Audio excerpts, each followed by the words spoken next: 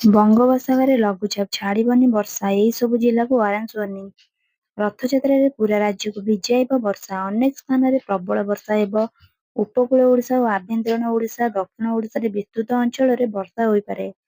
ପାଣିପାଗ ବିଭାଗ ଏଭଳି ପୂର୍ବାନୁମାନ କରିଛି। ବୁଧବାର ବଙ୍ଗୋପସାଗରରେ ଲଘୁଚାପ ସୃଷ୍ଟି ହୋଇପାରେ। ଏହା ପ୍ରଭାବରେ ରାଜ୍ୟରେ ପ୍ରବଳ ବର୍ଷା ହେବ। ଜଗତସିଂହପୁରରେ ଅତି ଭୀଷଣ ବର୍ଷା ଆଶଙ୍କା ରହିଛି। ଉପକୂଳ ଓଡ଼ିଶା ବିଭିନ୍ନ ସ୍ଥାନରେ ପ୍ରବଳରୁ ଅତି ପ୍ରବଳ ବର୍ଷା ହୋଇପାରେ। ଉତ୍ତର ବଙ୍ଗୋପସାଗର ଓ ସଂଲଗ୍ନ ଦକ୍ଷିଣ ବାଂଲାଦେଶ ଉପରେ ଥିବା ଘୂର୍ଣ୍ଣିବଳୟ ବୁଧବାର ସୁଦ୍ଧା ଲଘୁଚାପରେ ପରିଣତ ହେବ। ଏହା ପ୍ରଭାବରେ ବୁଧବାର ଭଦ୍ରକ, ଯାଜପୁର, କେନ୍ଦ୍ରାପଡ଼ା, କଟକ, କେନ୍ଦୁଝର, କନ୍ଧମାଳ, ପୁରୀ, ଖୋର୍ଦ୍ଧା, ନୟାଗଡ଼ ଓ ଢେଙ୍କାନାଳରେ ପ୍ରବଳରୁ ଅତି ପ୍ରବଳ ବର୍ଷା ହୋଇପାରେ।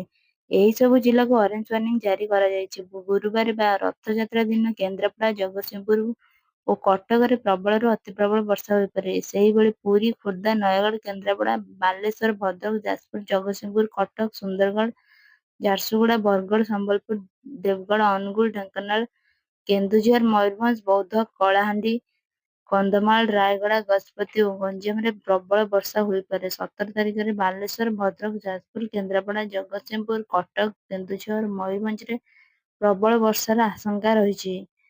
ଗତ 24 ଘଣ୍ଟାରେ ବାଲେଶ୍ୱରରେ ସର୍ବାଧିକ 100 ମିମି ବର୍ଷା ରେକର୍ଡ ହୋଇଛି।